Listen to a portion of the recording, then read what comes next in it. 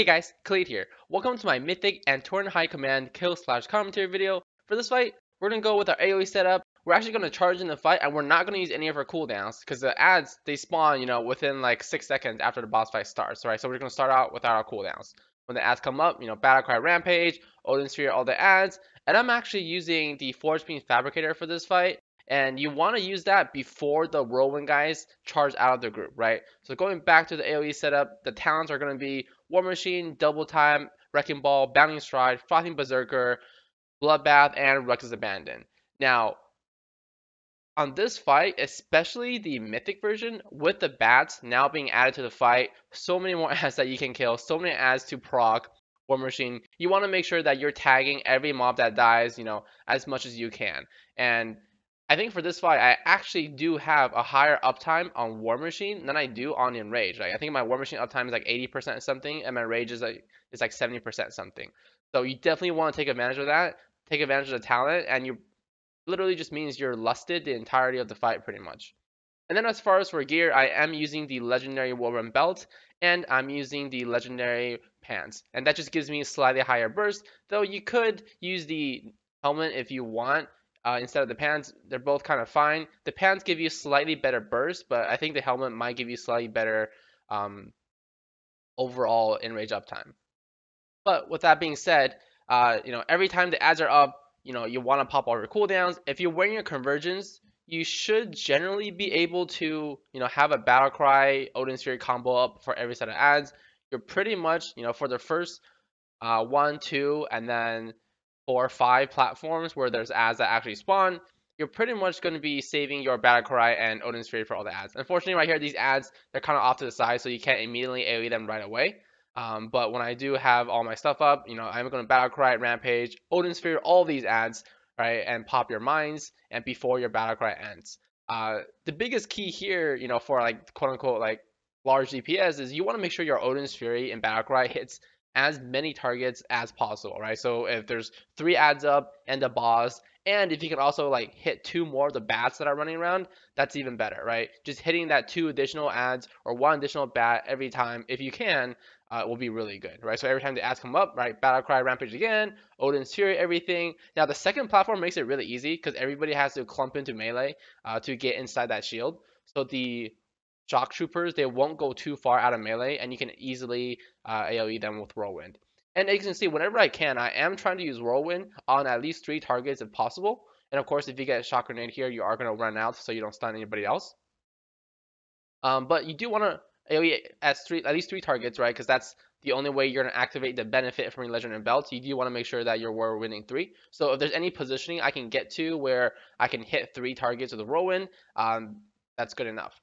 And it doesn't even have to be, the 3 people are like stacked perfectly together. As long as in the duration of your whirlwind, you've hit 3 separate targets, it'll work. And generally for this fight, you'll see like I'll kill the Pyromancers and I'll try to go straight for the boss. And that is because I have the Force Fiend Fabricator, right? I want to get to the boss. You can see there's one like underneath, there's like 2 underneath his foot, the mines. You want to start spawning these mines in melee, just to make sure that they're going to be blowing up on something that's still going to be there, right? Because the mines, they do take a little bit to blow up. And you want to make sure that you're putting that on the bosses as much as you can. And that's why like I really only tried this trinket for this fight, because the bosses, once they move to their new section, they stay there, right, until the next boss spawns. So that's why I'm using Forge Beam Fabricator for this fight. You can of course definitely use Moonglaves. I know a lot of people do use Moonglaves still. The preference is really up to you. You just have to realize that the mines are much more ramping up, but once you build up a steady group of mines, it's an instantaneous burst pretty much. Whereas the Moonglaves, right, you need like the whole 8 seconds to be hitting the ads, and if your range is like too far back, not necessarily their fault. Like some people just like their range to be further back so the whirlwind doesn't hit all the melee. If that's how your group is doing it, then your Moonglaves won't have full value, right? Because your Moonglaves, they'll probably hit the ads that spawn for the first like 3 to 4 seconds, and then the ads will jump out of your Moonglaves, which is horrible because as we know, right, the Moonglaves does the most amount of damage at the very, very end. So that's why I've swapped out of Moonglaves just for this fight, because the ads are jumping out. Of course, the other way you could go around this is that you can wait for the whirlwind guys to like whirlwind and get back into melee, but I found that definitely isn't, I guess, a viable option for me personally. All right, so now we're done with the third platform. We're going back and forth. So now here the ad spawns again. Unfortunately, I did use my battle cry a little bit late on the third platform, so I couldn't have it ready up for this set of ads. Now looking back on it, ideally I probably should have saved it so I can pop it the instant that the ads are up, so that way I can once again sync my battle cry, Odin's Fury, and my mines to whenever the ads spawn. So I do fall a little bit behind in timing. So now I'm really just hoping to use everything as soon as possible, hoping on getting Odin's champion proc, which I did there right as I was talking about it. And you want to try to push the cooldowns as low as possible, so that way you can eventually once again time your cooldowns to when the ads are spawning. And in regards to talents, I know that earlier on there were some people using Avatar, and I think if you're doing like the normal heroic version, I can definitely understand having Avatar, and it makes sense because the ads are dying so fast that you don't really have time to keep using whirlwinds. But on Mythic difficulty, the ads they do live for a long period of time for how much AOE that you can do to them. So it's still good to be using Wrecking Ball. I think my DPS I was initially trying out with Avatar, and once I switched to Wrecking Ball, it went up by like 500k DPS. So I definitely recommend, especially if you have the legendary belt, definitely use Wrecking Ball for this fight. And then in regards to like the whirlwind ads, if you can, of course, the best part about you bursting the melee ads is if you can somehow gain aggro on them. That just makes it easier for once they're done whirlwinding, so they can stay in melee. It makes it easier for you to actually kill them. But that's not always the case. If it just happens, it's great. If it doesn't, oh well. So you do have the option when these ads spawns. If you want, you can actually start executing the boss, or you can keep whirlwinding. I personally would, if you are one of the top AoEs in our guild, I would, and you should be, at least for melee, right? And you can probably even beat range unless you're going up against a Boomy.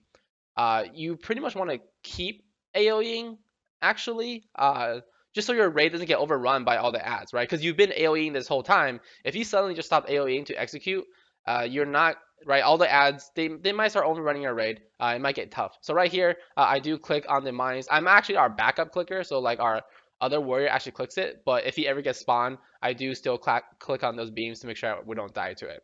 And if you guys are curious, like for the timings for when you click the beams, I generally wait for the sound. There's like a large like rushing sound. I wait for that sound to come up and then I click on it.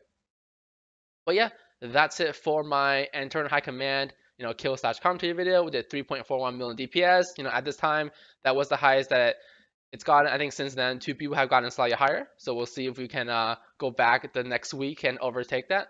But as always, thanks for checking out the video, guys. Feel free to subscribe to see more. See ya.